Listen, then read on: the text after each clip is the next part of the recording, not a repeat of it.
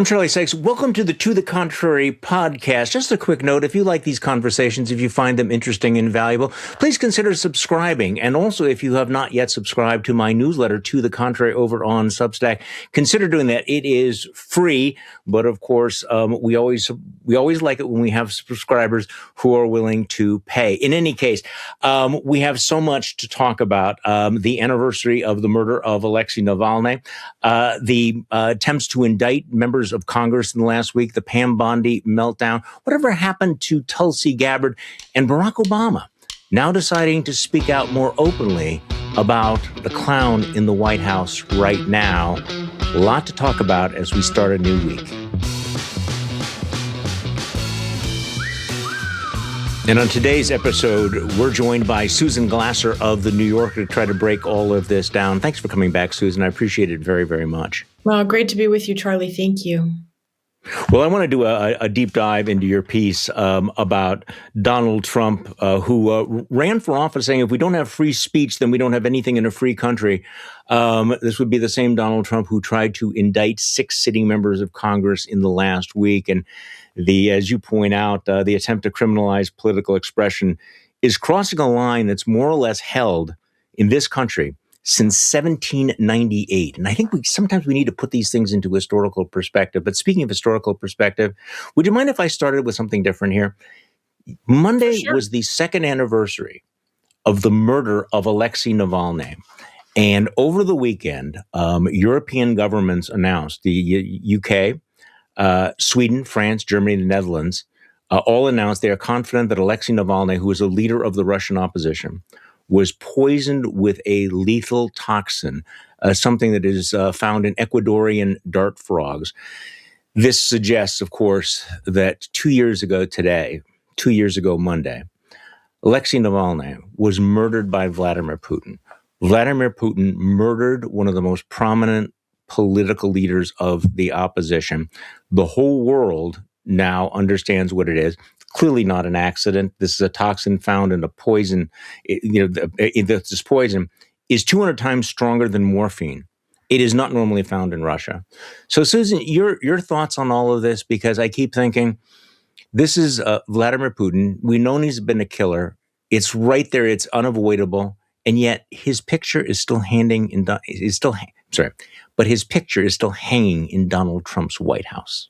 That's right. This is the man who was greeted on a red carpet at an American Air Force base, several years after invading his neighbor and unleashing the deadliest war in Europe since World War II. And I think I really appreciate you starting with Alexei Navalny, because I do think, first of all, it's important to pay, tribute to somebody who was so courageous in the face of almost, overwhelming odds. We were just talking about this last night with fellow friends who also served as foreign correspondents in Moscow and in earlier, better times in Russia. And, the repression and the dictatorship that Putin has created today in many ways is not only a rollback of what we hoped and aspired for at the end of the Soviet Union, but in many ways it's a harsher dictatorship now than it was in the latter years of the Cold War and of the Soviet Union. I think you would have more to fear from expressing political speech in Russia today than you might have in, the late Brezhnev era. And that, I think, is very telling. Alexei Navalny's death, it reflects the fact that in many ways he was the most successful, bar none, of those who arose to challenge Trump's sort of monomaniacal rule in Russia. And, this thing about Putin, the man of the KGB, with the ever more elaborate poisonings too, I would point out that, this is the same lab, that was working on Novichok, another poison used to take out Putin opponents. There were the poisonings with polonium in London earlier in the Putin presidency. It is almost impossible to imagine that the Russian agencies would have used a rare Ecuadorian tree frog poison on Alexei Navalny, the most prominent man in Russia aside from Putin himself, without the permission of the leader. And the other thing I think to underscore, Charlie, is your point about this is a man whose portrait is hanging in the White House. Vladimir Putin's use of poison was not confirmed by the United States. The U.S. was not on the list of intelligence agencies that jointly acted to release this information. And in fact, it was during the Munich Security Conference that was bookended by Donald Trump releasing a video in which he once again demanded that Ukraine and not Russia make concessions in order to bring an end to the war. This is a tragedy not just for Ukraine, but for the U.S. and its standing in the world. No, and this is the key point. I think this is not just a Russian story. This is also an American story, because if you wanted to get some sense of the shift in American moral worldview, you only have to look at Donald Trump's relationship with Vladimir Putin and his defense of the various murdering thugs around the world. After MBS came to Washington, Donald Trump basically said, we let bygones be bygones. We can't judge the morality of the people we're doing business with, even if he murdered or ordered the murder of an American journalist named Jamal Khashoggi. You remember several years ago, Bill O'Reilly, of all people, back on the before times, it feels like, asked Donald Trump about his relationship with Vladimir Putin and said, and by the way, if we can drop in a soundbite of this, we can do it. Otherwise, I'll just do it. Yell if we can just drop in the soundbite. So Bill O'Reilly asks Donald Trump, well, Vladimir Putin is a killer. He murders people. And Trump doesn't blink, and he says, well, lots of people, kill people. And so this sort of the amoral approach to all of this, we need to remember that even though we now know that he murdered in cold blood a leader of the political opposition, it's not likely to have any effect on the president's relationship with him. That picture is not coming down from the White House. He will, not, continue to carry water for him. He will not stop carrying water for him in Ukraine. And so I think in many ways, this is one of those mile markers of the amorality of American government right now at the very top. Well, I think you're right to underscore that. And yet, at the same time, Charlie, what I would say is that even if you take Trump's view of the world, which is a much more kind of dyspeptic and cynical view of, a sort of world in which might makes right, and the weak are dominated by the strong. Even if you take his view of that, I would say there are many Americans, including many Republicans in Trump's own party, who view his attitude towards Putin and Russia as not in American self-interest. And that's the thing that's always been so hard to fathom. When the U.S. has as its partners and friends the European Union and the people in NATO, who together with the United States constitute an enormous chunk of the world economy, not to mention, the vast majority of the billions of people who live in freedom and democracy in the world. Why would you shed that alliance for a transactional relationship with the world's biggest, most aggressive militaristic dictator, right? What is the American self-interest that is represented by this? That's the part that continues to mystify, even if you say, Trump is not the first American president, nor will he be the last to excuse acts of, brutality and murderousness on the part of those we do business with in the world. Yeah, we ought to mention, Franklin Delano Roosevelt was allied with Joseph Stalin, who was so much more aggressive. But, at the Munich Security Conference, Marco Rubio gave a somewhat conciliatory speech, at least compared to J.D. Vance, trying to put lipstick on this particular pig. But, you set Marco Rubio's attempt to intellectualize what's happening with the reality of Donald Trump and Vladimir Putin. This is where we're at right now. It's not what Marco Rubio says, it's what Donald Trump does.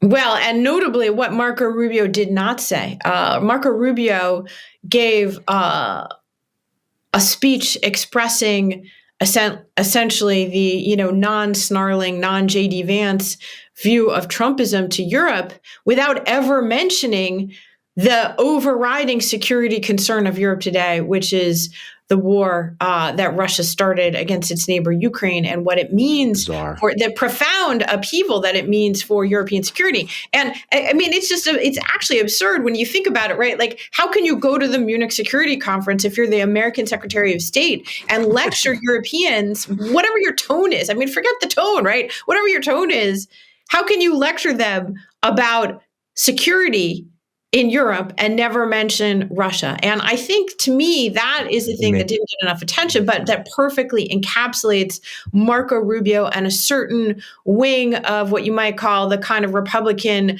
accommodationists, the former Republican establishment that doesn't really agree with Donald Trump about foreign policy, but chooses the sort of like see nothing, say nothing approach to it. And so they focus on where they might have commonality with Trump or with JD Vance, and they simply don't mention those unpleasant facts like Russia and Ukraine. But it's, again, if you just sort of pull out a little bit, and I do think we're all live a little bit too much inside this news cycle, pull out of it, and it's like a freaking joke.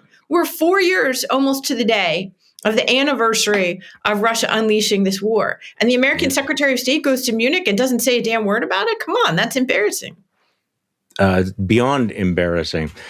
All right, so I was very, very grateful to see your essay in the New Yorker over the weekend about the president's attempt to arrest and indict 6 sitting members of Congress, because it strikes me that this was, that we have, again, in this news cycle, we get a little bit numb to the various things. Yes, of course, Donald Trump is using the Department of Justice as a cudgel of retribution, same old. This did cross a fundamental line. I want you to talk about it, because also you start off by, pointing out that, as a candidate, Donald Trump was running as the free speech candidate, right? That he was going to reclaim, this fundamental right from the left-wing censorship regime. And he said, never again will the immense power of the state be weaponized to persecute political opponents. This is what he said, something I know something about. And so, he talked about, the importance of free speech. Fast forward. Last week, we found out that he tried and failed to get felony indictments handed down against 6 sitting members of Congress. So let's talk about the significance of that and the really masterful job you did in tracing the historical, the historical significance of a president trying to jail his political opponents, because this is not just one-off, is it? I mean, this feels like it was something fundamentally worse and different.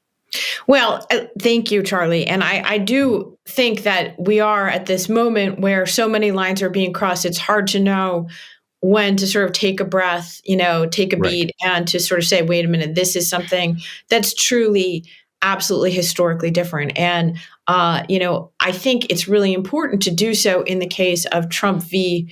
these 6 members of Congress who, again, are protected by the First Amendment, as you and I are, as Donald Trump is. Donald Trump relies upon the protections of the First Amendment every single damn day when he lies about his opponents, when he slurs them, when he defames them, when he posts a video of our former president and his wife as apes. That is the First Amendment protecting Donald Trump. But his vision of the Constitution is that it only applies to him and those he agrees with. And, 6 members of Congress, let's take a second and remember, what did they do here? They literally posted a very short video in which they aimed at members of the U.S. military, reminding them of the language directly in the military's own handbook, saying they are not required to obey illegal orders. Again, this is like the definition of political speech, not only protected by the First Amendment, by the way, but also by the fact that these are legislators. Congress is a co-equal branch.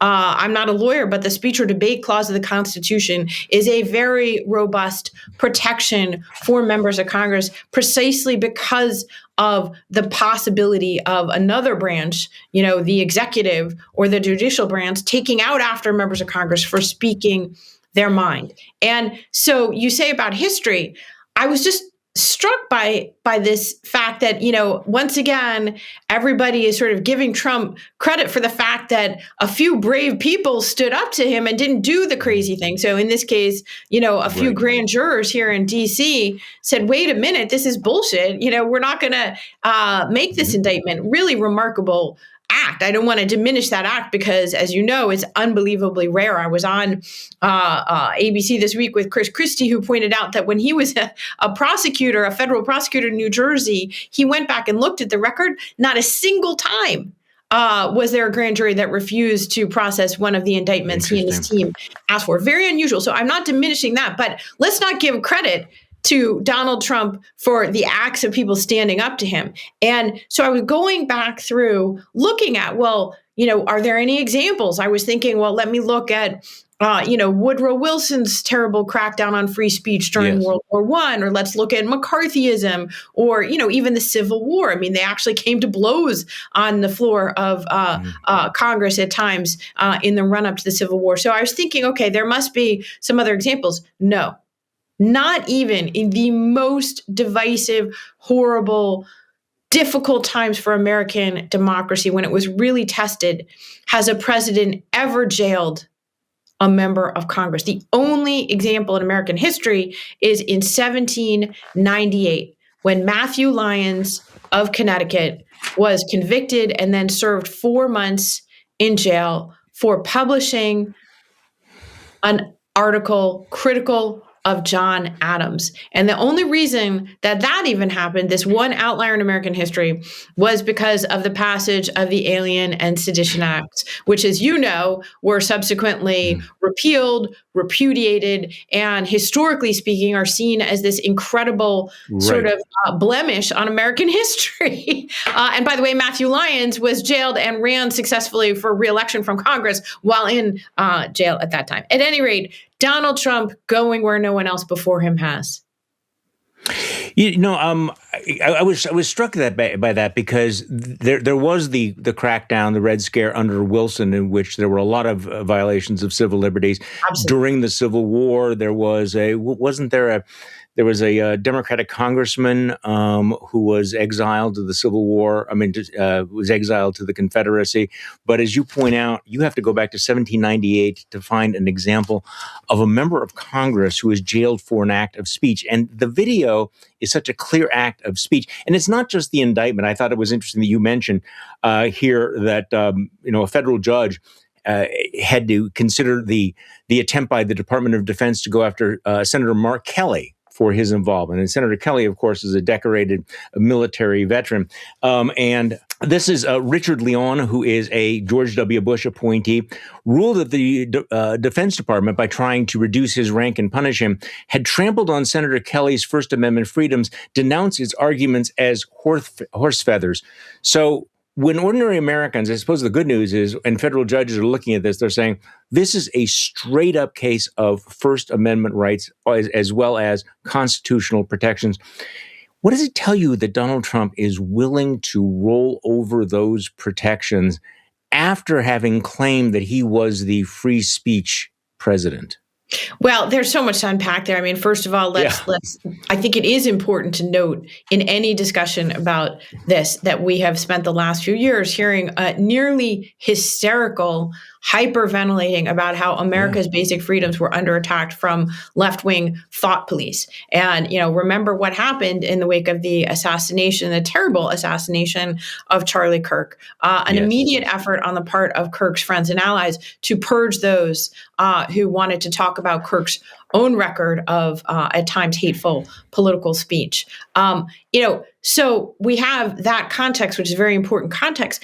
I also think, we have Trump's very well documented, because he himself has told us this again and again, plan to use his return to the presidency as a period of revenge and retribution for what he views as the wrongs done to him, and his remarkable effort to transform the Justice Department into a personal arm of the presidency and the president himself has been really notable. And it was Donald Trump's own public attacks on these 6 members of Congress that seems to have led very directly to the Justice Department's effort to prosecute them. By the way, who's leading this failed and embarrassing, from the legal standpoint, effort to do this? It's a former Fox News personality, that Donald Trump has installed as U.S. Attorney for the District of Columbia, Jeanine Pirro. So again, you have so many elements of Trump coming together. But I want to point out to people,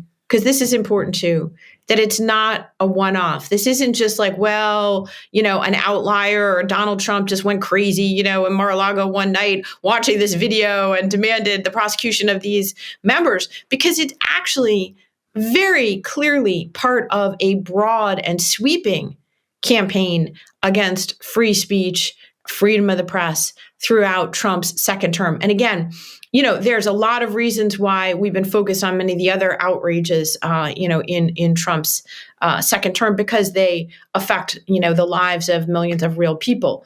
We've seen that, of course, in this ICE crackdown in Minnesota. So I want to say that, but the number and range of actions really needs to be understood here, because it challenges actually so many Americans in ways they might not realize. First of all, there has been a sweeping effort by the Trump to chill free speech, not just by threatening to prosecute members of Congress. He has filed lawsuits against, about ABC and CBS, which, to, I think, their eternal shame, settled these lawsuits. He's also got pending lawsuits that you may not realize against the Wall Street Journal, the New York Times, the BBC, even. The BBC, even. He didn't like a poll in the 2024 campaign. He sued the pollster. When the New York Times recently published another poll he didn't like, he said he was going to sue them too over the poll. When the New York Times recently published an article about the signs of his aging and potential ill health, he said that constituted sedition. When Chris Christie went on television recently and said something critical of Donald Trump that he didn't like, this is his former friend, Trump said the Justice Department should reopen the investigation of a 2013 scandal involving Christie and the George Washington Bridge. And I could go on. So that's one bucket. Yeah. There's a whole other bucket, which is Donald Trump's efforts to criminalize protest and the expression of their First Amendment rights by everyday people. We saw this most prominently in Minnesota, where we've all seen the videos of people literally having the crap beat out of them for the simple act of holding up their phone, and having a violent response from armed mass federal agents. But it's not just in Minnesota. It's been in Los Angeles and Portland and Chicago and around the country. The New York Times just reported over the weekend that Trump's DHS is asking big tech companies to provide information about the personal information about people who have spoken out publicly against ICE. So that's another bucket. Then there's the bucket of Trump interfering in media deals in order to actually change the media landscape and make it more favorable to him, including most recently intervening in a large potential merger of local television stations, because he says that this might provide an alternative to the, quote, fake news that he doesn't like on other TV stations. And I could go on. Look at how he threw the Associated Press out of the White House press pool because the AP would not go along with his unilateral name change of the Gulf of Mexico to the Gulf of America. So it's a broad, sweeping crackdown on free speech and not a one-off against 6 members of Congress. So this raises the question, and there are probably more threatened lawsuits as well, and I've talked about some of them here on this program. Is it working? Is it having a dampening effect? I think, that many of us grew up during an era where you had the Katharine Grahams of the world who would stand up and, basically tell, President Nixon to stuff it. But this relentless threat, is it actually having an effect on the media? Now, we know about CBS, we know about ABC. Do you sense any sort of a pullback? Because sometimes I'll look at the headlines and I'm wondering, okay, you're sanewashing this, or you're downplaying this, or there's a give me your sense of whether or not he's gotten into the minds of journalists in particular, before we get to other sorts of critics who are thinking, do I really want to go there? And should I use this word and not that word? What do you think? Yeah, I mean, look, Charlie, this is a really important question, but I think, unfortunately, the answer is an unequivocal yes. I recently heard, conservative, well-known conservative who doesn't really like Donald Trump making this argument. Well, what's the harm? I mean, tell me that the Washington Post today under Jeff Bezos has not been affected by the climate of fear and the effort to cow political speech in America. I think if you look at the behavior of so many leaders in this country that we would have expected to speak up and to speak out against these excesses, whether it is Republican members of Congress who claim privately to colleagues, and you and I have both heard this directly ourselves, that they are afraid, whether it's afraid of political violence directed against them or afraid of the president enacting retribution against them for speaking out. But clearly, there are many, many, many Republican elected officials who are not telling the truth to the public because they are afraid in some way of Donald Trump. There are business leaders, who have been told very explicitly, it seems to me, by this administration, what it takes to pay to play. And that includes a level of public subservience that doesn't seem in keeping with the established norms of a free society. And in particular, I think the effort to cow the media owners has been, unfortunately, extremely effective. And by the way, is the hallmark of so many countries, not just the United States, where you've seen democratic rollbacks over the last 2 decades. It unfortunately turns out to be the very wealthy oligarchs who run media corporations who have been the most susceptible to pressures of this kind over time. So, okay, I don't want to freak people out here, but you mentioned something in passing. There are all the things they're doing that the government is asking the tech companies for private information about people. So, if in fact DHS or whatever agency goes to Apple and says, "I would like all of the search records and all of the files. I want to be able to look at all of this stuff from Susan Glasser," would the companies do it? Would they turn over the things? How serious is that threat? Because you can imagine. It's very serious. Oh, really? You think that they would do it? Very serious, Charlie. I mean, Tim Cook. What can we say about Tim Cook? What is the rationale for this man to be giving, whose devices we use every day? Who wouldn't be one of the most powerful and influential people in the world? If we didn't use his products, and there he is giving the money that we have given to him, to Donald Trump, to knock down the East Wing of the White House and build, a golden ballroom. Mark Zuckerberg. I mean, do you think Mark Zuckerberg cares about keeping your information private at this point? I think that the lesson we need to take from this is not, could it happen here, but it is happening here, and what are we going to do about it? I recently heard the incredibly brave Maria Ressa, who is the Nobel Prize winner from the Philippines, a journalist who, was put on trial by the Duterte government in the Philippines for her own courageous journalism and that of her staff at her organization called Rappler. And, Maria made the point, she said, "I've been acting as a combination of a sort of Cassandra and Sisyphus since 2016, trying to explain to Americans," she was educated here at Princeton, what it is. But you people are on the front lines now. And I take heart and courage from her, from the many brave journalists that I knew in Russia and Ukraine. When journalists are under threat, in my experience, it is so many, everyday rank and file journalists who've had the courage, to keep investigating, even at cost of their own lives. That's what happened to Anna Politkovskaya early on in the Putin years, who was an incredible investigative reporter whose work I relied upon, who I spoke with many, many times in Russia, who was killed on Putin's birthday outside of her home. in Moscow, and the answer is that, democracy isn't just something that you get for free. It's something that you have to pay into as well. And unfortunately, one of the tragedies of the Trump era in America is learning that people like Jeff Bezos and Mark Zuckerberg value things other than our democracy or our freedom of speech more highly. And we're on the front lines here, and I do think I'm awed by, the courage and the great professional work that so many journalists are doing. By the way, even in places like the Washington Post, which has been gutted and destroyed by, the combined efforts of Bezos and Trump, you still have, very important work being done by the people who work there. And, let's just hope that they and people like the people in Minnesota are going to get us out of this mess.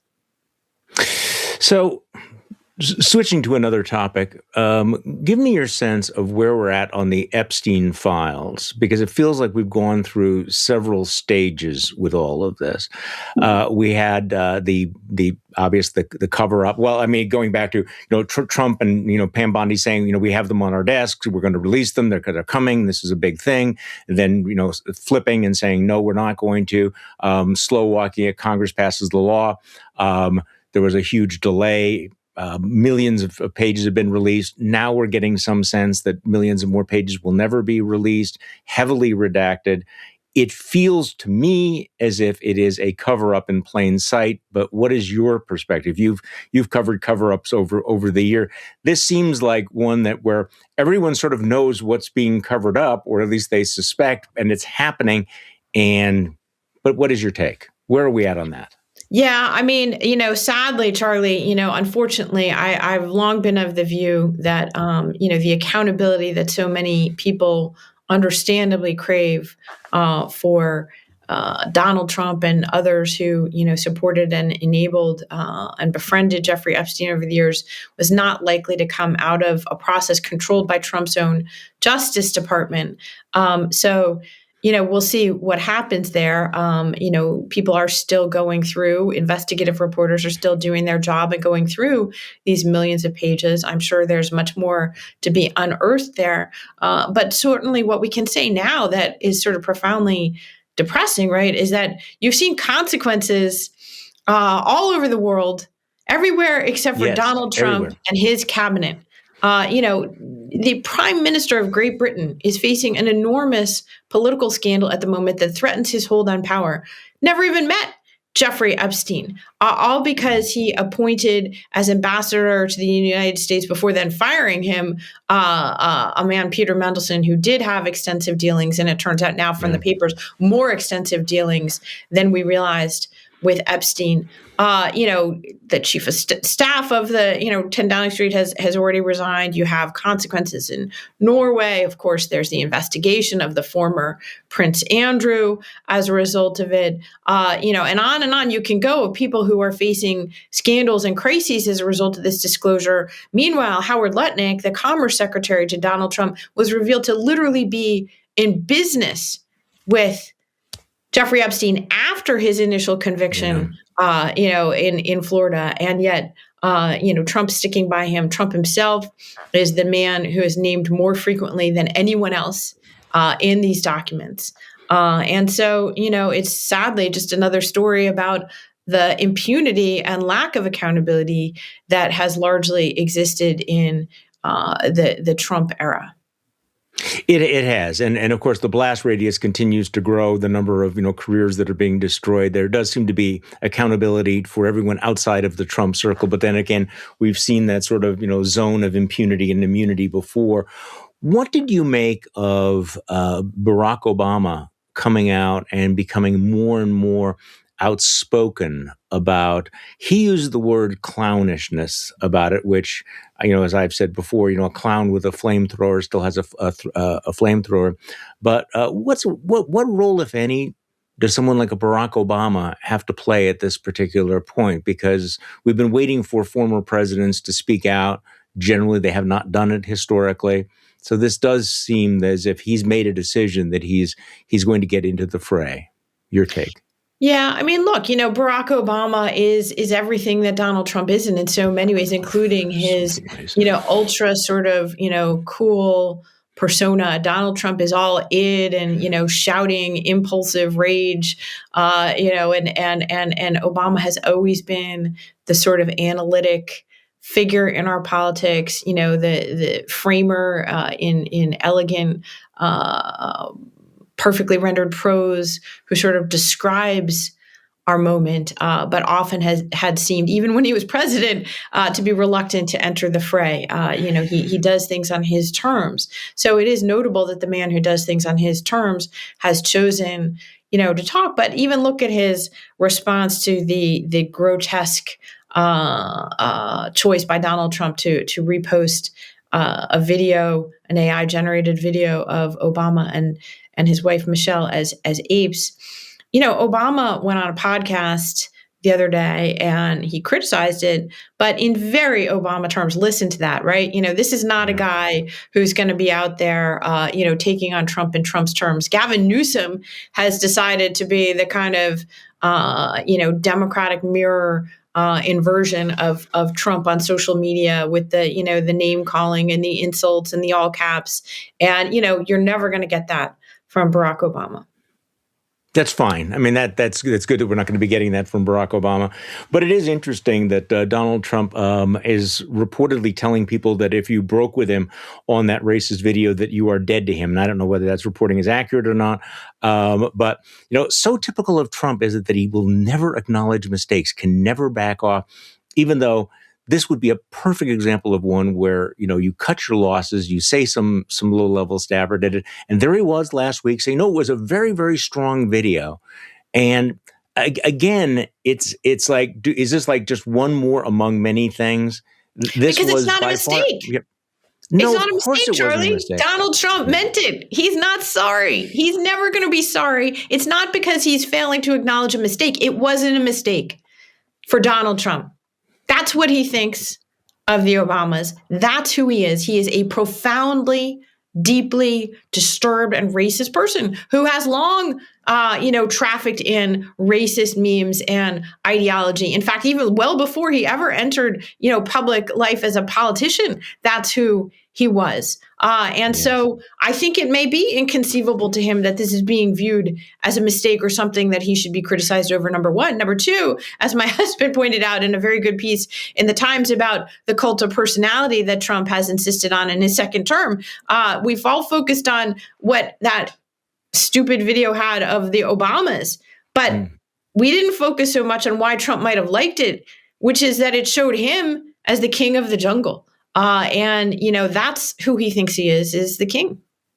Okay, so since you mentioned this, your husband Peter Baker had one of the I think most interesting stories of the weekend. Trump's relentless self-promotion fosters an American cult of personality. Trump is engaged in a spree of self-aggrandizement, unlike any of his predecessors, fostering a mythologized superhuman persona and making himself the inescapable force at home and around the world. But the details in this story are so good. We sort of know that the guy's got an ego and he wants to put his name on a lot of stuff. But Peter writes, he regularly depicts himself in a heroic, almost godly fashion as a monarch, as a Superman, as a Jedi Knight, as a military hero, even as a pope in a white cassock. Now, Trump has spent a lifetime promoting his own personal brand, slapping his name on hotels, casinos, airplanes, steaks, neckties, bottled water. But what he's doing in the second term as president comes closer to building a cult of personality, the likes of which has never been seen in American history. That's true. And yet you go back and say, okay, this mentality of this man who would like to think of himself as the emperor, but makes himself a Jedi. Now, his defenders and the anti-Trump folks will say, oh, he's just trolling you folks.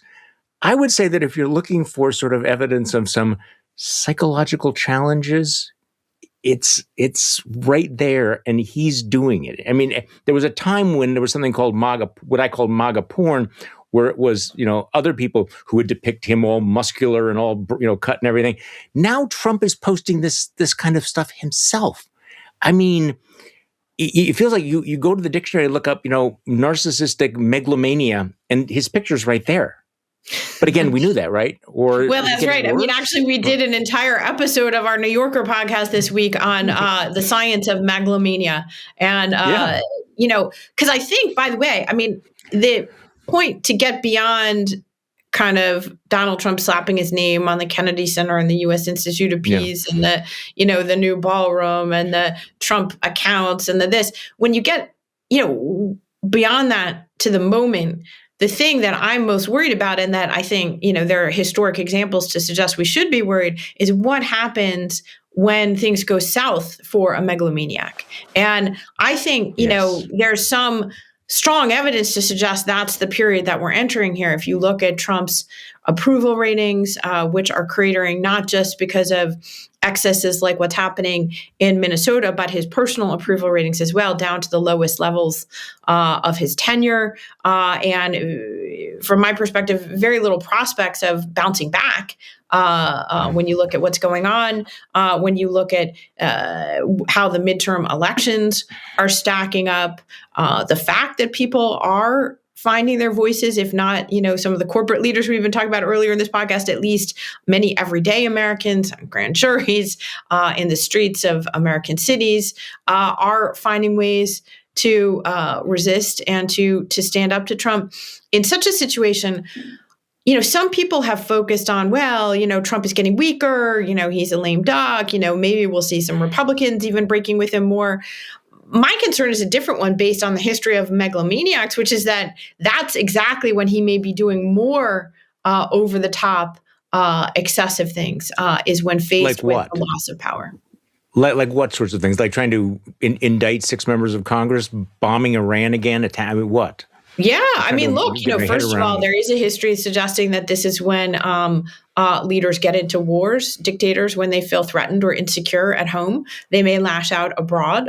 There's a dispute about what exactly, caused Putin to invade Ukraine this time. But you can go back and look at even the discussion of Mussolini back in the pre-World War II era in terms of insecurity and how that fuels militarism. That's one possibility that's worrisome, although I think it's important to note that Trump has always been very, very nervous about the political consequences to himself of unchecked war. He likes, kind of brief, spectacular war one like and the done Venezuela raid. Yeah. But, so militarism, that's one possibility. I think another even more real possibility is let's take him at his word. He's saying, well, if I can't win the election legitimately, maybe I need to change the terms on which we're going to be having an election in 2026. And I think he's already started to not only undermine the potential legitimacy of a Republican defeat this fall, but to suggest that he's going to do things like,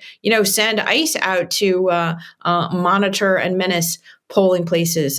He said over the weekend, and again, let's take Trump seriously at this point. He said over the weekend that if Congress wasn't going to pass his proposed changes to elections, that he himself was going to unilaterally declare that Americans would have to show IDs in order to vote. That's, a direct contradiction. How does that happen, though?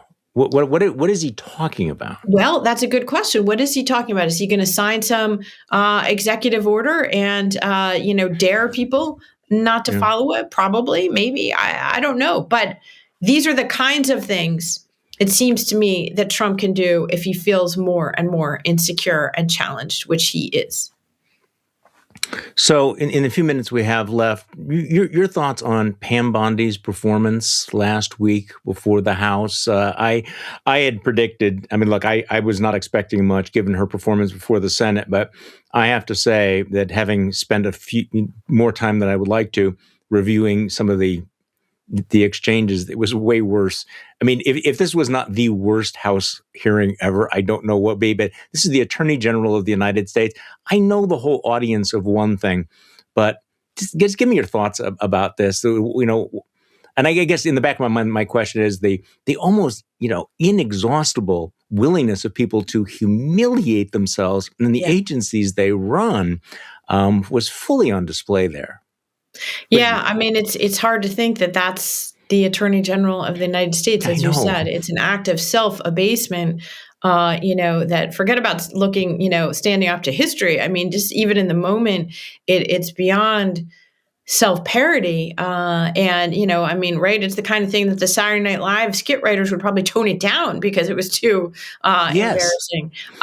I was thinking back to that unbelievable kind of period after the 2024 election when Trump tried to make Matt Gaetz the attorney Oh, I general. know. And, Yeah. Washington freaked out and said, oh my God, we can't have that clown. He's accused of, having sex with an underage girl and doing all these things. And, that would be just terrible. And so Pam Bondi was seen as the, somewhat more acceptable alternative, right? Which really tells you again, we're back into boiled frog territory here. That this was once what passed for acceptable. I do think it probably underscores some of the reporting that we've seen, based on sources that she feels insecure with her own status in Trump world. And often you find that the more insecure the cabinet official or advisor is in Trump's world, Yeah.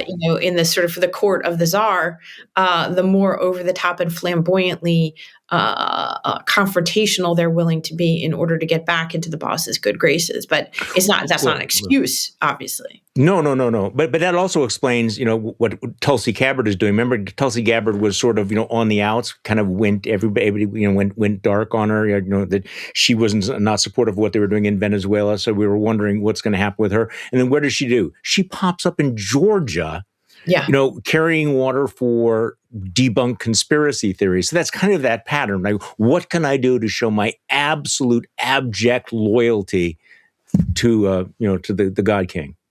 And you're right about that, Charlie. And the conclusion that I draw from those examples and other examples is look at what it is that these cabinet officials do when they are trying to prove their loyalty to Trump.